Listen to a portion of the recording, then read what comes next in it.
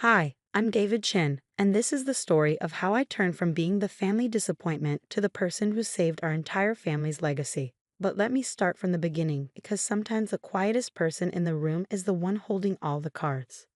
7 years ago, I joined Chen Global Technologies, our family's company, as a junior IT technician. While my cousins Michael and Lisa worked in executive offices with floor-to-ceiling windows, I chose to work in the basement, surrounded by servers and the gentle hum of cooling fans. Not that I had much choice, it was the only position my Uncle Robert, the CEO, would offer his underachieving nephew. David, you need to understand, Uncle Robert had said during my initial interview, his voice carrying that familiar disappointed tone I'd heard throughout my childhood. We're only offering you this position because your father insisted. Try not to mess it up. I still remember nodding quietly, accepting the position while my cousins smirked from their corner offices. What they didn't know was that I had already turned down offers from Google and Microsoft. I had my reasons for choosing our family company, reasons that would only become clear years later. The first few years were a study in endurance. While my cousins drove luxury cars and attended executive lunches, I spent my days maintaining our company's digital infrastructure. Every morning, I arrived an hour early to run system diagnostics. Every night, I was the last to leave, ensuring our networks were secure. Still playing with computers, David? Michael would joke whenever we crossed paths in the hallway. When are you going to get a real job like the rest of us? Lisa was no better. Oh, cousin, you should really dress better, she'd say, eyeing my practical clothing with disdain. No wonder Aunt May keeps trying to set you up with girls. No one would date an 8 guy voluntarily. But while they were busy mocking me, I was learning. Every system, every network, every piece of data that flowed through our company passed through my department. I knew every contract, every client relationship, every trade secret. Not because I was snooping. I would never breach that trust. But because I was the one building and maintaining the systems that protected this information. The real turning point came 3 years ago when I noticed some concerning patterns in our network traffic. Late-night data transfers, unauthorized access attempts, and strange communication patterns with our overseas offices. I spent months quietly investigating, documenting everything, and building stronger security protocols. That's when I received the first email from James Morrison, CEO of Morrison Technologies, our biggest competitor. Mr. Chen, the email read, "Your recent security upgrades to your company's networks have impressed us. Would you be interested in discussing a position with our organization? The compensation would be significant." I declined politely, but kept the email, just like I kept every other offer that came my way over the years. Microsoft, Amazon, Apple. They all reached out eventually. It turns out that quietly revolutionizing a company's cybersecurity infrastructure gets noticed, even if your own family doesn't see it. Then came last week's annual company meeting. I sat in my usual spot at the back of the conference room, laptop open, monitoring our systems as always. The meeting was going as it usually did. Quarterly reports, growth projections, the usual corporate speak, until Michael stood up with his trademark smug smile. "I have an announcement to make," he said, straightening his expensive tie. "As head of operations, I've been reviewing our departmental efficiencies. I'm pleased to announce that we'll be outsourcing our 8 department to streamline operations. My brother-in-law's company will be taking over all 8 functions effective next month." The room erupted in murmurs. I saw Lisa trying to hide her gleeful smile behind her hand. Uncle Robert nodded approvingly from his seat at the head of the table. "It's time we modernize," Michael continued, looking directly at me. "We can't keep hanging on to outdated solutions just because of family obligations." That's when my laptop pinged, a new email from Morrison Technologies. But this one wasn't a job offer. This one would change everything. I looked up from my screen, a small smile playing on my lips. "Before we vote on that proposal," I said quietly, my voice carrying across the suddenly silent room, "I think there's something the board needs to see." And that's when I started the presentation that would make our entire family realize exactly who they'd been mocking all these years. The conference room screen flickered to life as I connected my laptop. Michael's confident smirk wavered slightly. He'd never seen me speak up in a meeting before. "David," Uncle Robert's voice carried a warning tone. "We've already decided." "One moment, Uncle," I interrupted softly, pulling up the first email. "I received this message from James Morrison 10 minutes ago. I think everyone should hear what our biggest competitor has to say. The room fell silent as I projected the email onto the screen. David, our surveillance indicates that Chen Global is planning to outsource its IT department. Before you proceed with any transitions, I feel obligated to warn you about Maxwell Solutions, your proposed new IT provider. They've been compromised. The ransomware attack that crippled Stanford Industries last month, that was through Maxwell. There's a security breach waiting to happen. As a professional courtesy, given our past discussions, I wanted you to know. Regards, James Morrison, CEO, Morrison Technologies. Michael's face had lost some of its color. This is ridiculous, he sputtered. You're making this up. Maxwell Solutions has an excellent reputation. I clicked to the next slide, displaying a series of network traces and security logs. These are the attack patterns from the Stanford Industries breach, I explained, my voice remaining calm. And these, I switched to another screen, are the current network patterns from Maxwell Solutions. The signature matches. They're already compromised.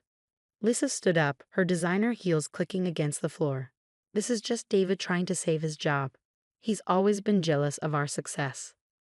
Actually, I interrupted, pulling up another document. I haven't been just anything for quite some time.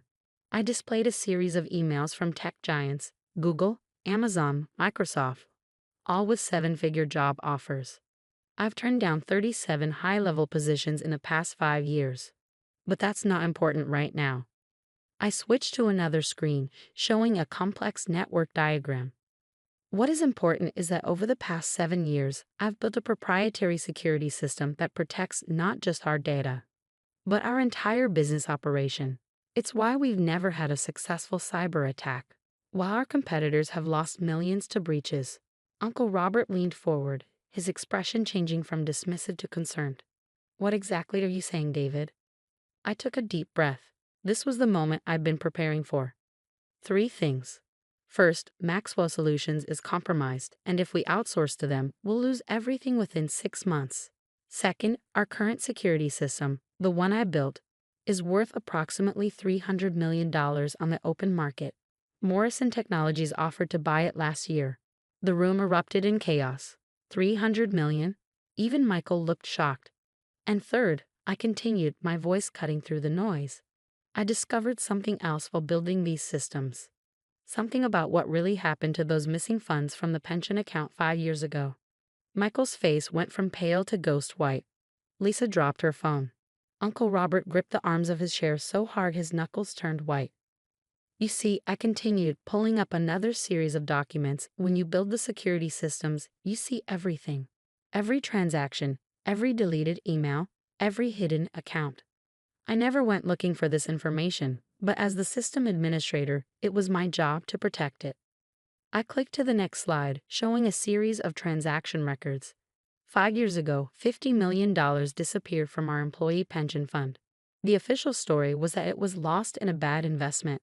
The truth is, and that's when the real bombshells started dropping, one by one, revealing secrets that would tear apart the carefully constructed lies my family had built their success upon.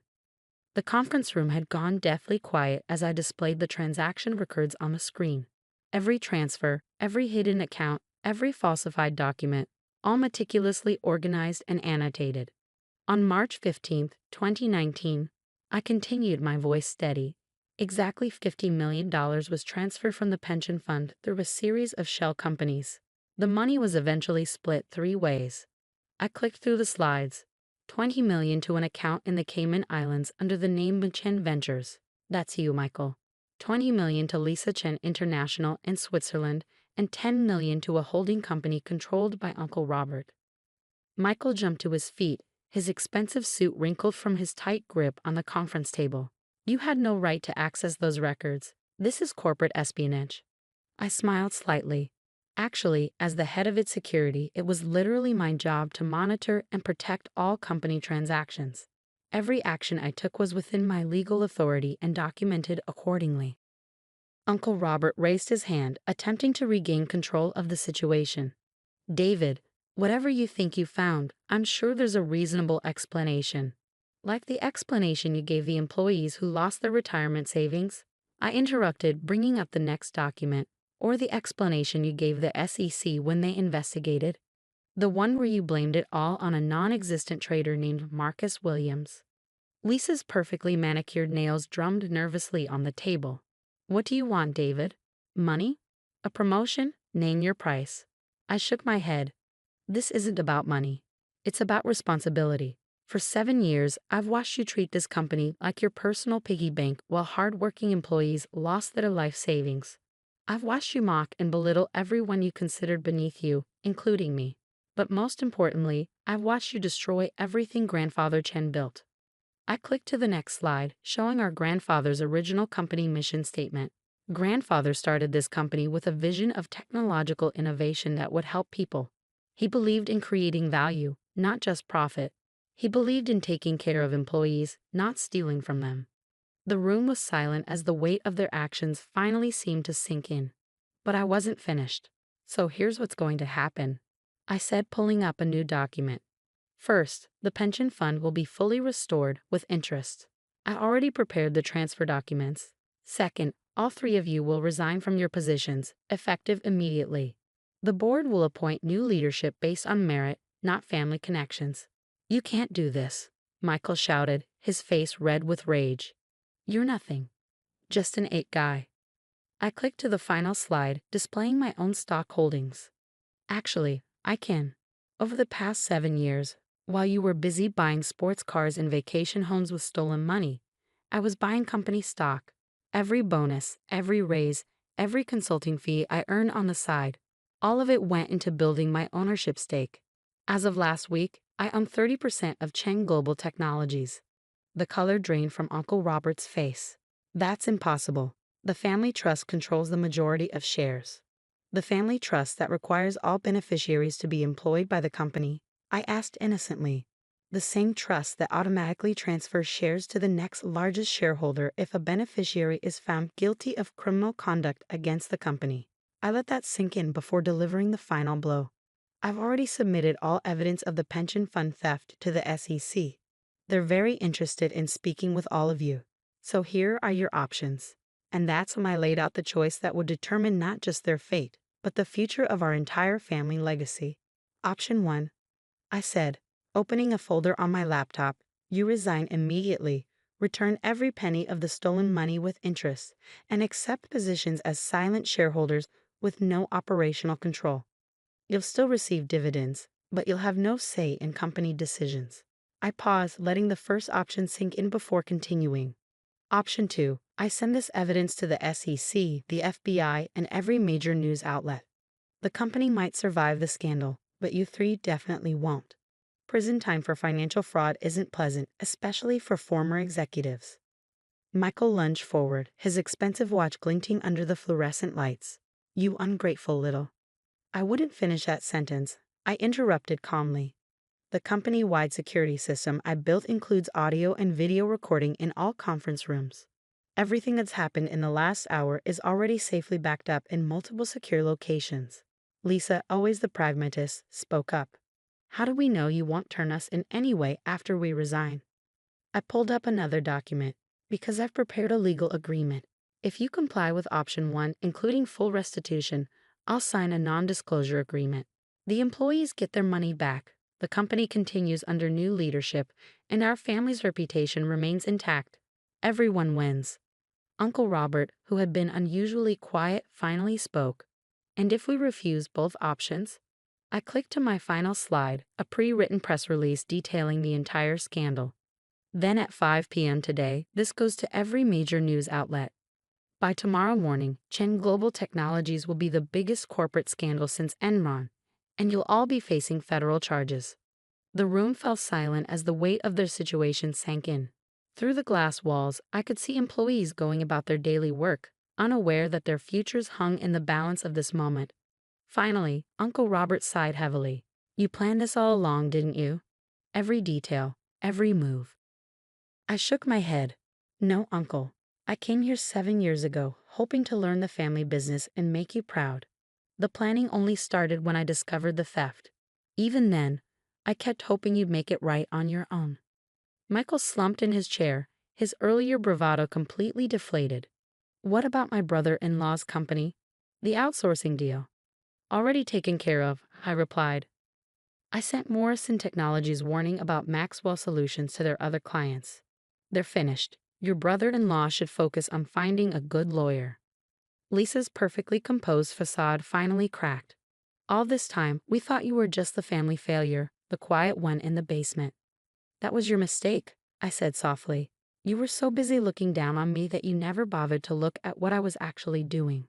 Over the next hour, lawyers were called, documents were signed, and resignations were tendered.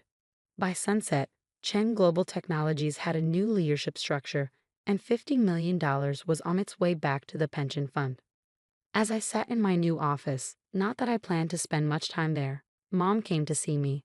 Her eyes were red from crying. Did you have to do it this way? She asked quietly. I showed her the pension fund records. They stole the retirement savings of people who work here for decades, Mom. People like Mr. Zhang, who's worked in maintenance since before I was born. Mrs. Liu in accounting, who put 3 kids through college on her salary here. They trusted us. She nodded slowly, understanding but sad. What happens now? I showed her my plans for the company, expanding our technology services, increasing employee benefits, establishing a charitable foundation for technology education. Now we rebuild, not just the company, but our family's reputation. We do it right this time. Over the next year, Chen Global Technologies underwent a transformation. Under new leadership, we doubled our market share and tripled our employee satisfaction ratings. Michael found a position with a small startup, humbled but hopefully wiser. Lisa opened a boutique consulting firm, finally working for her success instead of stealing it. Uncle Robert retired, spending his days trying to rebuild relationships with a family he had nearly destroyed. As for me, I still come to work early and leave late, but now it's because I love what we're building. Our company has returned to Grandfather Chen's original vision, using technology to help people while taking care of our employees. Sometimes, late at night in my office, I look at the old family photos on my wall and feel a twinge of sadness for what we lost. But then I remember the faces of our employees when we announced the return of their pension funds, the tears of joy and relief, and I know I made the right choice. Last week, I received an invitation to speak at a technology conference.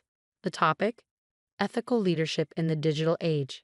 I accepted with a small smile, already planning my speech. After all, I have quite a story to tell. The company continues to thrive, but more importantly, we've restored our family's honor. Sometimes the quietest person in the room isn't just the smartest. They're the one with the strength to do what's right, no matter the personal cost. They say success is the best revenge, but I've learned that true success isn't about revenge at all. It's about responsibility, to your employees, to your family's legacy, and to yourself.